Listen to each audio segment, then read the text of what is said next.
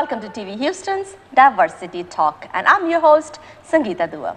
Every week, we bring you new candidates who are sitting or who are running as a candidate. This time, this Friday, we brought another interesting panel for you. And this time, we got ladies on our panel. On my very left, I got Sarah Jane Swanson. Welcome to the show, ma'am. Thank you, Sangeeta. Yes, I'm delighted to be here. And she is running for a judge in Harris County. And on my very far right, I have Miss Linda Garcia, and she is a sitting judge in Harris County. Welcome to the show. Well, thank you. It's nice to be here. Thank you. And we have a returning guest on my very right, Mr. Len Swanson, and he is the CEO of HGDO. And you know me. Well, today we're going to talk about similar issues that we were talking about last week. We had other judges, sitting judges, and running for judges as a candidate, and we were talking about some civil cases and some criminal matters as well. Well, right now, our judge, Linda Garcia, she is in fact a criminal judge. So a lot of questions that we had that we couldn't answer last week, hopefully we'll be able to answer those questions this time. And then for the viewers, thank you so much for your emails, thank you so much for your calls, and thank you so much for the appreciate that you're taking an interest and you send me your questions that I can take a lead and I can help you answer those questions by these judges and the candidates. Now, but with that being said, I'm going to start with you, Ms. Sarah Jane. I like your name, first of all. It's very Thank pretty. you. Nice. What, very Swanson? I think she meant Sarah Jane Lynn. Sarah Really? Jane, yes. I like yes. Swanson. That's a good name. Because you're also Swanson and you're also Imagine that. Swanson. While I'm stuck between the Swanson. And yes, there is no relation. There's no relation. No. Yes. I'm glad you made that clear. Yes, I married a gentleman named Will Swanson, who's from El Campo, a rice farming family. And Lynn and I have researched the history and have determined that there's no relation, at least in this country, maybe back in Sweden. So that part was done, so we don't have to go over that Norway. again. Yes. Yes. Well, okay. see, different countries. So a first question to you, Ms. Garcia. Okay, now we were talking about last Friday, the difference between the felony and misdemeanor. Would you please clear that? How is being judged as a judge, how can you tell which one is a misdemeanor and which one is the felony? Okay. Well, any criminal case that comes in is either filed initially as a misdemeanor or a felony. So I don't have to make that determination. And your legislators that go to Austin and pass laws, they decide this conduct is punishable as a misdemeanor or that conduct is punishable by a felony.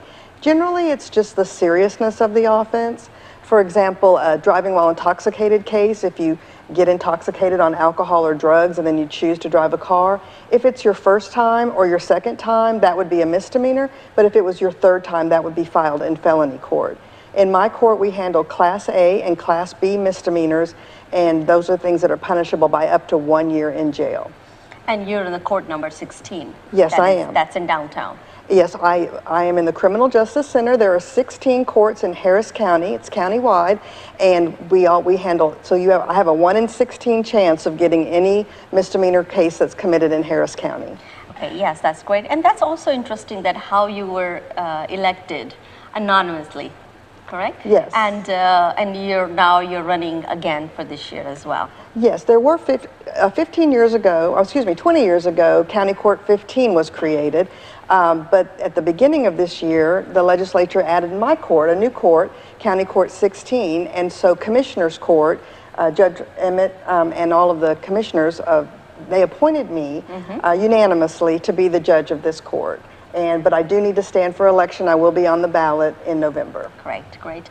And also because there was a need for another judge, there was a need for another court because of maybe they had a lot of cases? That's correct. Like I had said, it's been 20 years since they created a new misdemeanor criminal court. So as the population of Harris County has grown over the last 20 years, you can imagine, there are still the same number of courts handling many more cases committed by many more people, and so they added a 16th court. Yeah, yes, that's correct. Do you see yourself, since we're talking misdemeanors, and part of what you hear ongoing within the diversity communities of overcrowding or one group being more singled out, do you have a certain amount of judicial discretion of looking for alternative pathways that could be used versus incarceration? Well, there are a lot of programs that are used down at the criminal courthouse. There are a lot of what we call diversion programs. And that's not something that I necessarily get involved in as far as deciding, but I have to give a defendant permission to enter into that contract while they're on bond. That's things that the defendant will enter into a contract with the state saying, if you do this and stay out of trouble for this long and don't use drugs and don't do anything and do community service or like whatever. a probation? Yes, whatever the conditions are, then at the end of that time your case will be dismissed. So you won't go to jail, you won't have a conviction, you're not even entering a plea. You just enter, it's what's called a diversion.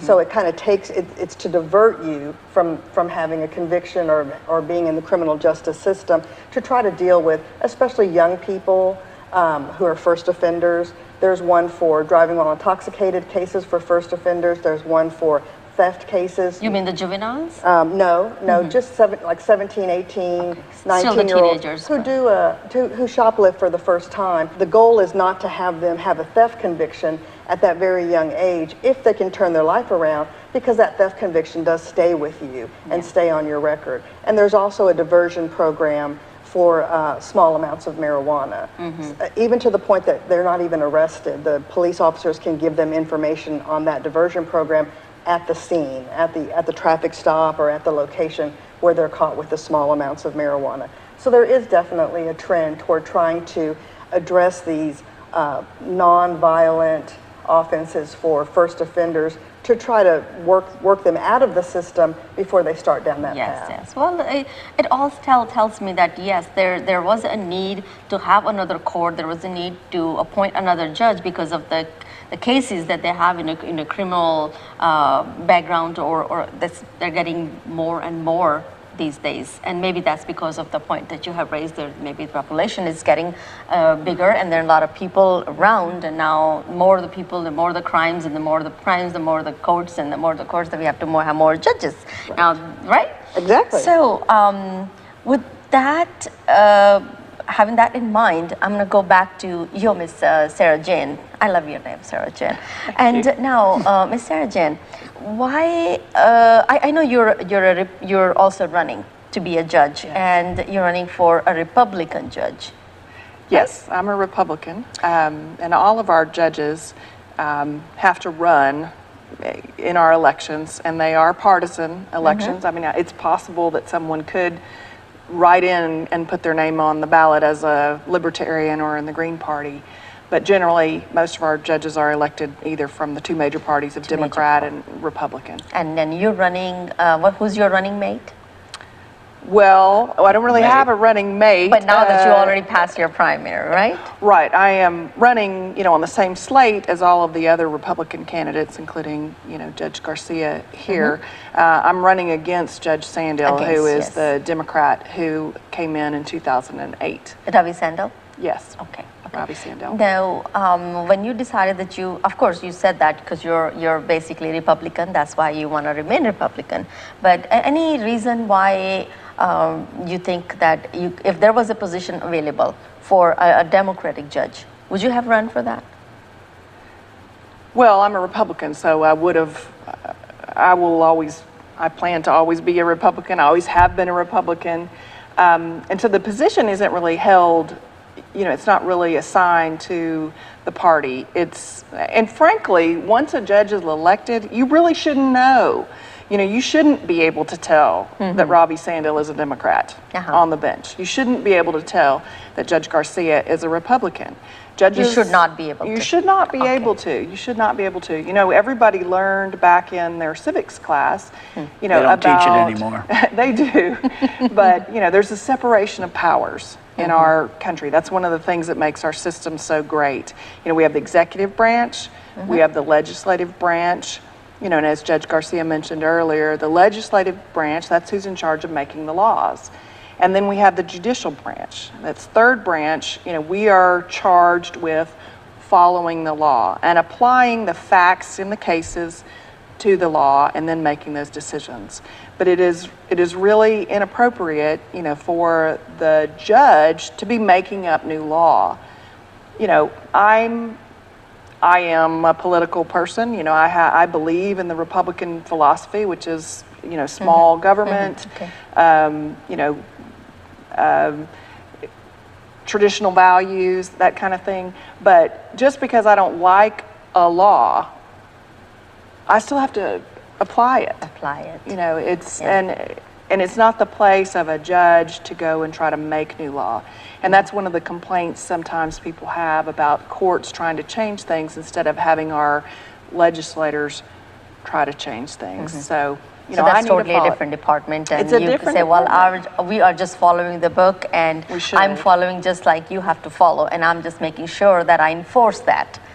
Right, of course, you know, every case is unique, and the facts are unique, and there is, you know, there is some interpretation that goes into it, and again, each case is unique, and the judge has to make a decision, but it's the judge's job to, you know, call the balls and strikes, you know, but as the evidence comes in or is presented, you know, whether that's appropriate to come in or not, you know, everyone should get due process. There should be a notice given and a hearing.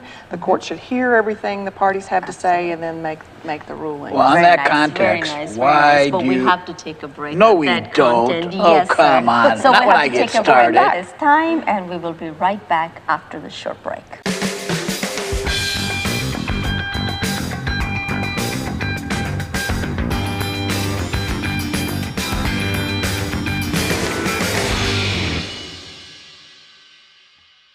Welcome back to TV Houston's another exciting segment of Diversity Talk. This time we're going to start with Ms. Garcia.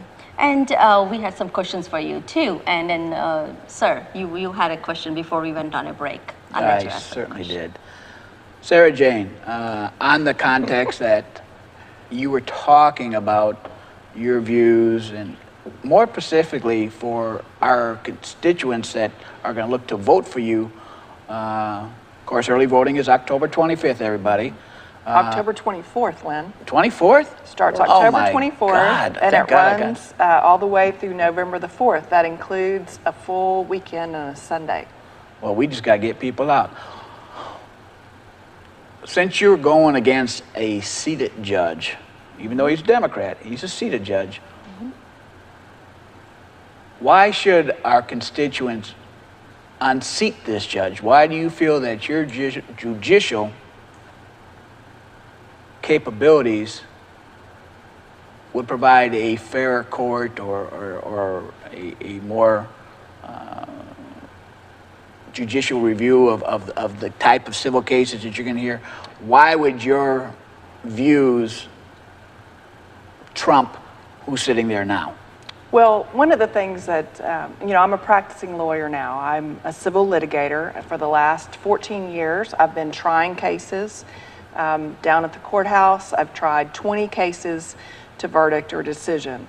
I think it's really important that trial lawyers actually have tried cases and that they be experienced in trying cases. And although my opponent was a licensed attorney for I think 6 years before he became a judge, he only practiced law for about 3.5 years. He may have tried some cases to verdict. I'm not sure. There's not a record of it, but that doesn't mean that he didn't. But I have. I've tried lots of cases. So I've gone through these issues, you know, as a lawyer and worked through them all the way through a trial. I think it's harder for a judge to preside over cases without as much trial experience. Now, he's been there for a while. One of the things, his review, the Court of Appeals, if someone doesn't like the decision that's made, you know, you have a right to appeal that. And a certain number of cases are appealed. But in this particular court, about 22% of the cases that are appealed are reversed, where the Court of Appeals above says that the judge abused his discretion. And that's been the case with this current judge? That's the case in this court. The average that's overturned in the state of Texas, as well as in Harris County, they're just about the same, is a little more than 15.5, almost 16%. But I think that's a really large difference between 16 and a 22%. and 22. It's about 35% higher. So you're judging that to experience, what you're trying to say? I think that may be experience. I think some of it may be, and this is one of the times, usually women don't like to talk about their age, but I'm a bit of a more mature person. Not only do I bring 14 years of legal experience, I bring 15 years of business experience on top of that. What kind of business do you used to have? Well, I was in the energy business here in Houston. I was in the gas trading business, and then I was in the business of building power plants. Okay. And now that I understand that you handle civil cases, right? And, Right. And so that means you've been on the both side of the table. That's right. You've been as an plaintiff entrepreneur or a and- client, let's say, and then you've been the attorney, and That's now you know how to. Now you're running for a judge. That's So, right. Okay, so That's that right. makes you, the better. It gives me candidate. a broader perspective. Yes, and very I good. think I'm actually the only candidate or judge that brings this much business experience to the table. Very That's well on the said. ballot, across the ballot. Very good, very good. Ms. Garcia, a question for you is the criminal cases, okay? When the criminal cases come to your table and you have plenty of cases to deal with, and when the punishment is given, or let's say the decision is being made, on what base do you make a decision? Based on the severity of the case, or maybe a frequency of that person, that person is constantly coming to the court for different reasons, and all of that? How do you judge? As a judge, because you're a sitting judge, so I can ask you this question. Sure. How do you judge them? Based on what? On everything. I spent 9 years on the Board of Pardons and Paroles, where I was deciding if people had been in prison, had earned a privilege of serving their sentence on parole, and it's the same kind of thing, just at a misdemeanor level of what I do now. A lot of cases are resolved when the state, the prosecutors, agree, make an offer in the case, and the defendant wants that sentence, and then they plead. Otherwise, sometimes they can't come to an agreement, and we go to a jury trial. We've had 26, I think, trials this year already. I've presided over 26 trials. But occasionally there are times where maybe a jury has convicted them, and then it's my job to assess punishment. And you just have to look at everything. You have to look at what did they do. They drove while they were intoxicated, or if they committed an assault. Who was hurt? Was anybody hurt? What is their background? You talked a little bit about that. Anything positive, anything negative. If they have remorse, if you think that they're going to reoffend. One of the biggest things in misdemeanor, though, is there's a lot of Latitude? Well, yes, and as you were saying earlier, Lynn, there's a lot of emphasis on rehabilitation. There are cases where people need to go to jail. There's no doubt about that, for public safety. Public safety is the most important thing. Correct. But there are a lot of cases where, maybe somebody is convicted of possessing some drugs or things like that, and they have a drug problem. Well, then you want to make sure that they have the right treatment, that if they're on probation, they have the right conditions. Or maybe they're just a young person who doesn't have much responsibility. Well, then maybe doing some community service or giving back to the community. You just kind of have to tailor the punishment to fit the offense. And each person is unique. You just have to, it's a lot like being a mom. Yeah, right. But being a mom for, 800 cases. Yes.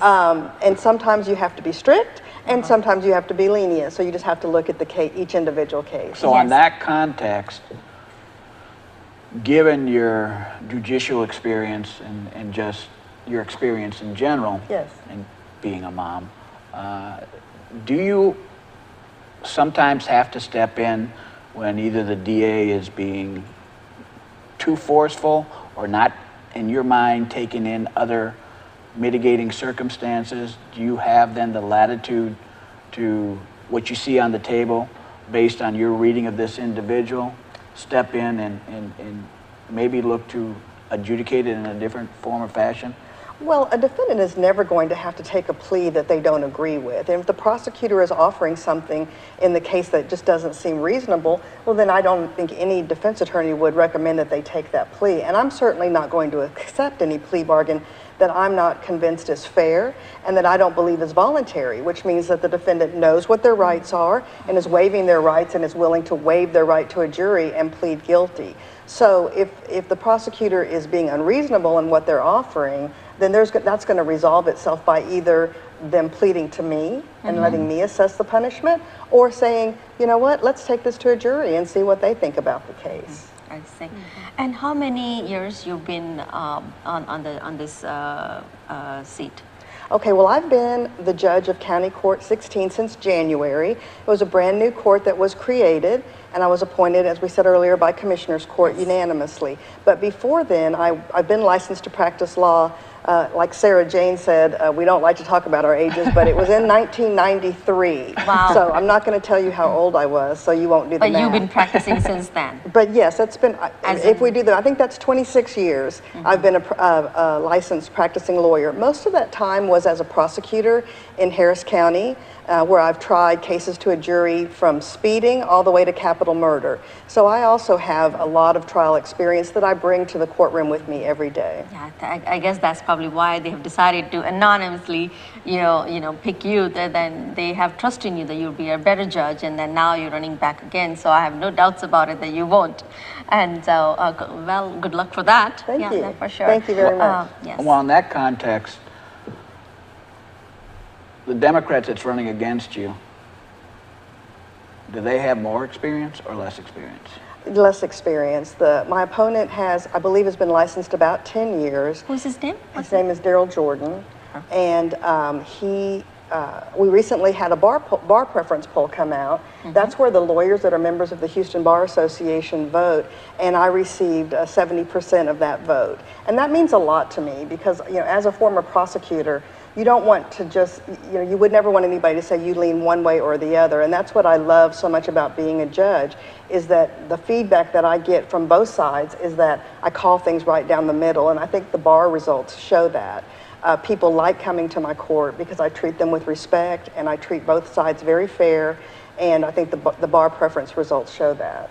Wow, That's key. I mean, there again, that's why I asked the question as to why you think you're better than your opponent. Well, it was a great question, Lynn. Well, Yes, I tried to exactly. come well out once occasionally. That's a good question, yes. And then at this point, Ms. Sarah Jane, I will give you about 2 minutes to connect with the viewers and tell them why they should vote for you.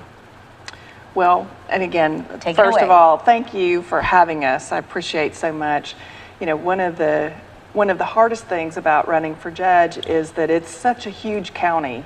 And there are so many wonderful people that live in Harris County, and it's hard to meet them all. So I hope I get a few seconds to meet you here through the TV.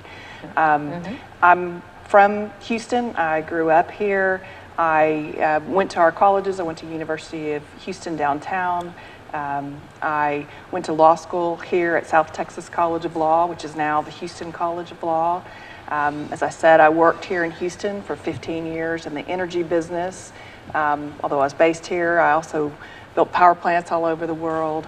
I have enjoyed my practice as a lawyer for the last 14 years, representing people and businesses, as you mentioned, on both sides of the docket, either bringing cases when someone had done them wrong, or defending them when they were accused of doing something. All of the majority of my work has been in the civil hemisphere, which is exactly what this court does. So that's cases involving business disputes, contracts, employment, lots of real estate disputes, that kind of thing where people are seeking money or property. I have been planning on this running for the bench since the third day of law school. It's been a goal of mine. I think we really need good judges, and I think I've been blessed with a great legal mind. I've always had great grades. I've been rated as AV preeminent by other judges and lawyers, and that's the top rating that you can receive. I have planned on this for a long time. I would love to be elected in November, and then I would love to be elected as many more times as I can until I can't run anymore, aged out. There's an age limitation. There is an age. Really? There At is this an age point, limitation. actually, we'll take a Yes. short break, and after the break, we'll be right back. And don't you go Thank you. anywhere.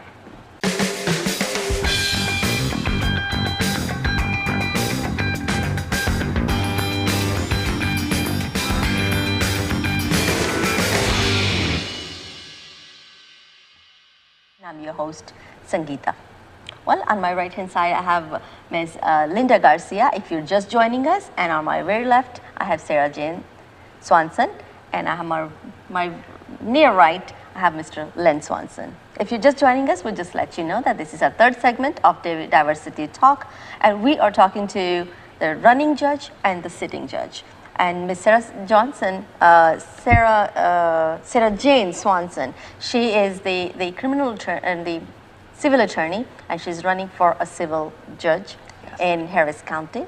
And Linda Garcia, she's a sitting judge, and she's also rerunning again, and she is from the court number 16, and she is again running this year as well. Yes. So with that said, I would say definitely vote for these candidates, and I can definitely say that because they have shown that their experience, and they have talked about it as well. And before we went on a break, Sarah Jensen had mentioned why you should vote for her. And then now that we're coming back to our segment again, I will give you the 2 minutes and connect with the viewers and tell them why they should vote for you again. Okay, thank you. I would just like to say that, again, it is so nice to meet all of you through the screen. There are so many people in Harris County. Sarah Jane said that so well. And sometimes we hear people say, well, I don't vote for judges unless I know them or unless I meet them. And there's just no way, as much as we would love to, that we can shake every single person's hand.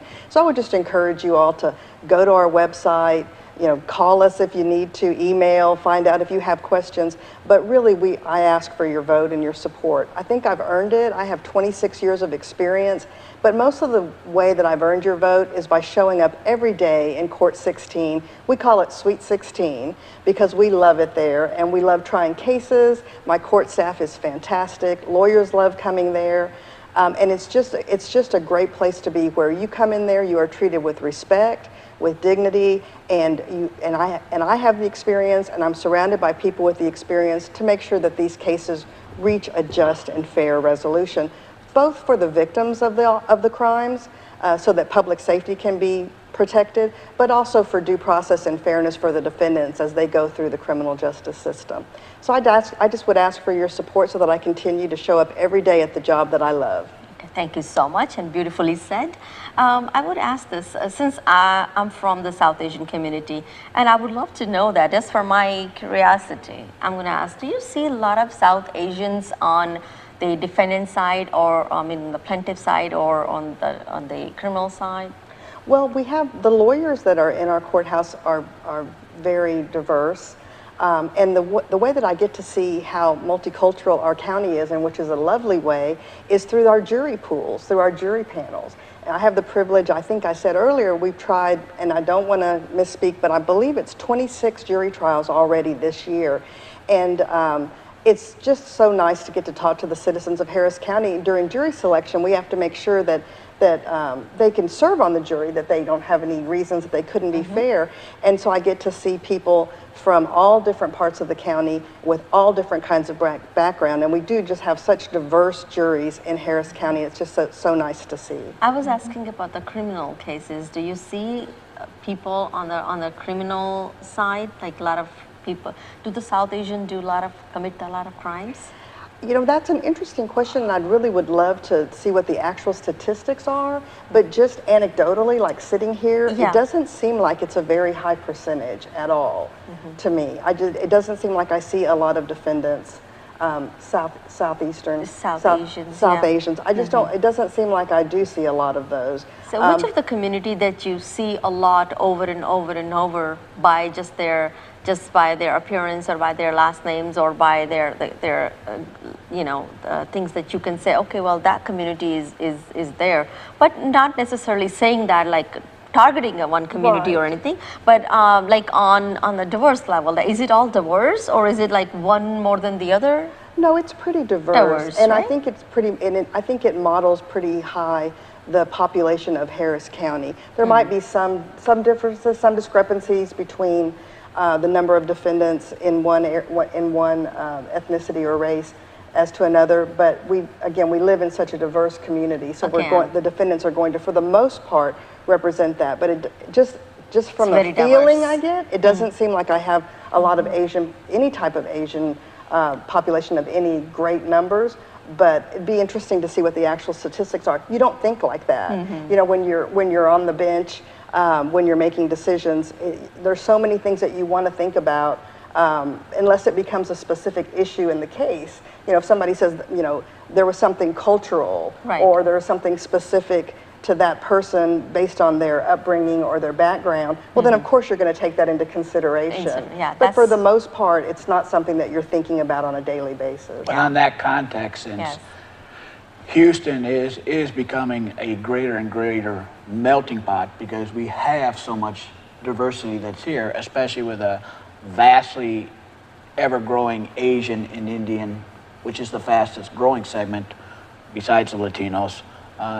But because there is a lot of cultural differences, and that can be a mitigating circumstance because of the differences in culture, are you afforded by the state cultural experts to help guide you in making that type of assessment, or what? Well, there's not any specific cultural expert, but I would just rely on, if it's something that I need to take into consideration that the state of Texas is asking me to, then I would rely on the prosecutors to present that to me. And if it's something that it's mitigating because it carries in the favor of the defendant, then of course they would have a lawyer. Everybody is represented by a lawyer in my court. But not always represented at the same level, especially if it's a public defender. Well, the public defenders and the people that I appoint to represent indigent defendants are very high quality. We could do a whole show on that, so please invite me back. And I would love to talk to you about indigent defense in Harris County and the quality of the lawyers that are appointed. You would be very impressed, I promise you. But one thing that you bring up that's a little bit related is it's so important that the defendants understand what their rights are. And so we make sure that they understand if there's language trouble. That's where it really comes in. And so we have my coordinator, if the lawyer will let them know, we want to take a plea tomorrow, but they don't speak English, they feel more comfortable in their native language, then we can call and have an interpreter there. We don't take pleas with people who don't understand English enough to really understand what they're doing. We get an interpreter. When in doubt, get the interpreter. Well, now that you know how it's done, does that the same way it works when in a civil court as well? Well, I was just thinking about that as you were speaking to Judge Garcia. I see a lot of diversity, and in my practice, as I mentioned, I represent a lot of individuals and business people. My own clients are very culturally diverse, and I do represent a lot of Southeast Asian people, either in their businesses or individually. And I'm very comfortable with that. I've spent lots of time working with people in the culture. And before I became a lawyer, I think I mentioned to you, I was on projects where we built power plants. And so I actually was on projects where we built 2 power plants in Pakistan. I'm not telling you anything you don't know, but we divided our teams. The teams that worked in Pakistan did not work in India, because at the time we didn't want passport stamps, for Pakistan or India, because it was very divisive. Yes, it's still the same. The tension is still the same. Right. Yes. But I spent a lot of time over there. I spent a lot of time in Quetta and Lahore and in Karachi, where we built these plants. There is a lot of diversity. Lynn and the judge both mentioned it. Houston is one of the most diverse cities, and I see that at the courthouse in the lawyers on the civil side. I do see it in litigants. since there are three of us here, we need more women judges, to balance that out. There's Yes. 51% of our population are women. Maybe it's 52% now, but that's not the way our judiciary is, at least on the civil side. Yeah, good. What about the equal pay? That is the topic that is going on. Do you believe in that? Or you? Well, I think that's great. I own my own business right now, and my pay is, I charge what I charge. I represent some people for free, but otherwise I charge what I charge, and I charge a pretty high rate because I'm a pretty experienced lawyer. But I will tell you at the courthouse that every judge makes the same. So it is equal pay. No men, women. That's right. The men don't make more. The women don't. Do you agree with that, Judge Garcia? Yes, our salaries are set by the legislature. They're set in stone, so we all make the same. So we know what all your friends are making because we all make the same. We all make the same salary. Okay, yeah, that's good to know. Well, when you were mentioning we are the melting pot, I have a different view of looking at it. Actually, I always tell everybody that we're not the melting pot in Houston. Okay. Yeah, and I know you're all going to disagree with me. No. How come? Because I think we're not a melting pot, we're the gumbo. That's a great way. There's a Spanish word too. Sancocho. Sancocho Same or the thing. gumbo. Because see, Yes. the melting pot is you put all these ingredients in one, no matter if it's a nut or if it's a sweet or if it's a vegetable or it's a fruit, it becomes one. But in gumbo, we're all keeping it separate. But a But melting see, pot. Together. See, the thing is, hold on. Let me finish. Because see, the Indian, they maintain their culture, and then they still become a U.S. citizen. The Hispanics, the Latinos, they're still a Latino. They follow the Latino culture and the Latino background and everything, but they still become a Latino American, African American, and Indian Now you're American. gonna get me started. You're gonna get me started. I think we're the gumbo. We're maintaining our heritage at the same time we are adopting the American But culture. to embrace the political process. We're still gumbo. No, we're we in are. The pot. No, We're we in are the all soup. Americans at the end of the day. We're you're all not. American. You're not African American. You're an American. All Yes. right. But see, and that's when, why when we you are a look melting at, pot. When we reply or fill out an application form, even in the Constitution or in any application they look at, it's still they're going to ask you: are you African American? You're Latino American? You're Asian American? You know what I answer? Other. Or you other? I'm other. I'm always an other. So I mean, it's still there. So, I like it. I like gumbo. So gumbo is pretty good. But see, I am more of a staunch GOP. We are all Americans. Period. I'm going to give you 2 minutes to talk about You gonna get ready? GOP. Really? You can give me 2 minutes? Okay. Now. Your time starts now. The whole issue of course, this is a very contentious election. And oh, by the way, I'm going to bring it up. As the GOP, we are part of a last-ditch effort on Tuesday the 11th, which is the last day to register for vote, to come here to the International Trade Center from 4 to 7. If you're not registered, come here to register. It's very important that you're part of the political process. She says gumbo, I say melting pot, because we are Americans. And if you have, even as a new citizen, you are not a Latino, you are not an Indian, Asian, you are now an American. That is the key premise. And that is part of what you see, all this contention and visceralness that is, I think a lot of people have lost the consciousness of what has made this nation great. One nation under God, respect for the core principles that have made this nation great. That's why I say we're a melting pot, not a gumbo. Because if we're a gumbo, you're mixed all up. If we're Americans, regardless of where you came from, your entity, your identity, first and foremost, now that you have a reciprocal view that you are an American. And especially if we're going to go forth to undo the last 8 years, trust me, we are Americans first. Thank you so much for That that. I will come back after the break, and then I'm going to say something about that as well. Really? Take a little break right now.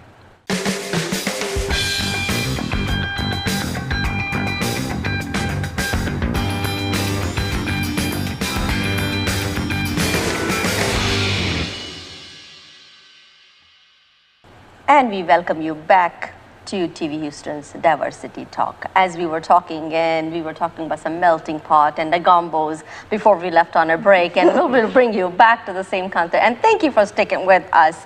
And Ms. Sarah Jen, you were talking about something about the South Asians, your experience with the South Asians as an attorney, as a business person. So would you elaborate that on that a little bit? Well, you know, as it relates to the parties, as we were just talking about, you know, in my experience, most Southeast Asian people are entrepreneurial. They have a lot of traditional family values. They appreciate their freedoms. The smaller government. They don't want the government doing everything for them. That also relates to smaller taxes. Having the separation of powers where, again, focusing on the judiciary, where judges follow the law. We all know what the rules are. We know the law, we know the rules, and they should be the same for everybody. So we need judges who follow the law and don't legislate from the bench. In my experience, every Southeast Asian person that I've met believes in those principles, and that's the principles of my Republican Party. So I think, you know, most Southeast Asians are truly Republican, whether they know it or not. So conservative. Maybe now they know. Now we're all conservative. Yeah, and my friend here, you know, Yeah. Judge Garcia, who is, you know, from a Hispanic background, that's the same thing. You know, there's lots of culture. Most of the cultural groups really do share some of those key values. Yeah. They've just been told all their life they're a Democrat. Confused. But maybe they're not. Yes, yes. Do you agree with that? I agree with that 100%. Judge Garcia, yes. Tell us about your views about the South Asian community and the Latin community, since you know you have seen a lot of cases that they come to your court as South Asian cases, and also because you belong to Latin community, so maybe you have the mix of both about the culture wise and also the cases wise. So what do you think? Well, as far as cases go, like I said earlier, you really don't take into consideration somebody's ethnicity or race in any decision making. But we are a gumbo or a menudo or whatever soup you want, whatever your culture is, and I love that. Melting pot. I don't think you have to, or melting pot for Lynn. I don't think you have to change that. I think some of what the immigrants bring with them, either for the Southeast Asians or the Hispanics, different communities, is what Sarah Jane just mentioned so eloquently, and that's the family values, the loyalty, the sense of tradition.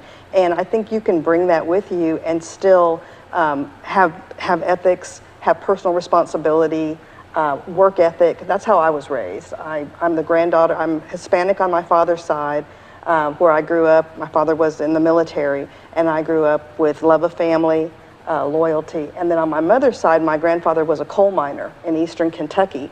And so he would work in the coal mines all day, and then he would farm at night with the light from his coal cap, so that he could see to farm the corn for his 13 children. So that's the background that I have. That's what I was raised with.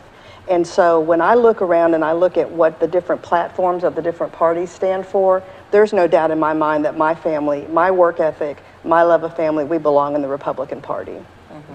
Well, at that point, I would definitely say that the Diversity Talk, our program, is nonpartisan, and Diversity Political Coalition is a sponsor of that. So with that said, I'm going to say we're nonpartisan. We're not taking sides here. I'm not saying that you need to vote for the Republican or you need to vote for the Democrat. But what we're here to say is vote your conscience and vote for the right candidate rather than the party. You need to look for the candidate and need to understand that why that particular candidate is good for you, or what their policies are, what they're working for, and what they're going to do for you, and how close they are working with the community. If you are from Asian community, how close they are understanding the community and understanding the needs of the community and understanding the culture of the community that they're working with. So that's what's more important it should be more important to you. With that said, I would say that, going back to Ms. Sarah Jane, we were talking about some civil court cases. Now, the civil cases that you get is, let's say, the insurance, or you get those property cases and other cases like that. So when these cases come to you, and then you are, let's say, you're defending somebody, and then on the other side, and in your heart, this is a very personal question, you know, it's like a very touchy, but in your heart, you're thinking the other person is on the right track, but you're stuck on the wrong side because they're just that particular person that hired you to be an attorney, but you kind of in favor of that. What do you do in that situation? Very tough, right? Well, you know, there's a saying that there's always three sides to every story. You know, there's the plaintiff side, there's the defendant side, and then there's something in the truth. But you know, so when you're representing your client, of course you want to do absolutely the very best for your client, and it is rare that a case is ever so absolutely clear cut that they hire a lawyer and are going to court. If it was that clear cut, they could figure it out. You know, we know these rules. We all know the laws and the rules, and if the case is so clear that we know how it will turn out, then they really don't need to fight about it. But it's the cases that aren't so clear. Mm-hmm. That's when they have the lawyer. Sometimes these clients don't tell you the truth, and you learn the truth while you're at the court, and then you're like, "Oh, you didn't tell me that." Of course, if you had told me, I would have suggested something else. In that case, you know, I mean, there's always something. But that actually brings up a good point. You know, I was trained as a lawyer, as a trial lawyer, and I was trained to be very, very, very prepared. And that's how I think judges should be too. So I know that people don't always want to tell you everything. People, you know, they don't want to ever tell anything that makes them look bad. Right. But I really work with my clients to go through. I'd rather tell the jury about something bad than the other side, tell the jury about something bad on my side. So you do your research. I do all my research, and I test my clients, and I test our theories, and I prepare, you know, deeply before we go to court. I think, you know, great judges are going to do the same thing in that they're going to prepare by reading everything that the parties have filed with the court, but also being open-minded in the hearings or in the trial to evidence that's put on at that time. And they are going to actually give people a hearing. That's part of our Constitution, and our basis is having due process, which again is notice, but a true hearing, not just reading the papers and then making a decision. But and that's why you are running, because you feel that your judicial capabilities is superior for the sitting judge, because he said he does not have the same level of experience, hence has a higher rate of judicial review or appellate cases. So that's what drove you to enter the race. Correct? Well, I didn't run just to run against this judge. I am running because I want to be a judge. I chose this race during this election season. I chose this bench for a reason. What was? Well, I think I'm a superior candidate. That's what I want you to say. Yes, I think I'm the superior candidate, and I would really appreciate that the viewers, you know, check me out. I have a website too, Swanson for Judge. You know, you can read about me a little more, and please, you know, again, read them. And then and you can contact us, and then vote your conscience. Okay. Yes. So going back to our debate, we had a vice president debate. So we wanted to see how the Pence and Kaine did in that debate. What do you think was the winner of the debate? You're asking me? Yes, in your opinion. Well, undoubtedly, Pence was the winner, because he showed restraint. He showed leadership. He was not being visceral and bringing up basically what I'm going to call garbage that had no relevancy to what this nation is facing. Kaine was more interested in throwing innuendos and dispersions on Trump versus the reality of what this nation needs to be concerned with, which is security, which is our military, which is jobs. Has nothing to do, because if you really want to get into it, both our candidates have baggage, but of course, Hillary has more baggage and is already proven that she is But I not think someone Kane best. was bringing out a better words, and he was actually bringing out better. No. No. Kane did not. His was where Pence took the time to explain to the American people what it meant to be GOP. But he brought a lot of good topics. Well, Kane Kane brought in attack a very topics. lot, No, you know. Kane brought specifically what he was targeted to do, and that was to cast dispersion on the character of Trump. Much But no Trump, difference. well, if we're not talking about the Trump, but Trump and Hillary's the But that's all Kane debate talked was about. already done. No, but that's we all were Kane- talking about the Pence and the Kane's debate, and I was just listening to both sides of the people, and I was thinking that, well, Kane brought up a lot of good topics, and at the negative same topics. time, Pence kept defending and ignoring, and not ignoring, I would say denying all these things, the things that Pence they have already pivoted said. like he was supposed to. He The pivoted on things, the right no, course. he kept saying no, because you know, he was supposed to answer them correctly rather than just completely denying them that I've never said that or never. I think that point it was a little weak point, but other than that, I think Pence did good too. That's compared to that's the why in all the polls everybody picked Pence for the win. 48% or 43% was the last one But was bottom line is that Hillary did better than the Trump. So where we That's stand the right pressure. now? Trump. Who's winning? Trump. Because no, it's Trump. well, then why a lot of people are still voting? And, Have you seen and the latest polls? for- Trump's winning. What are you talking about? The Hillary is winning. No, Trump is. The Hillary is winning. You haven't looked at the polls Okay, today. let's leave it at that and to see who we will find out until next week, Friday. Well, with that said, I'm going to thank you so much, Ms. Garcia, Linda Garcia, for being here.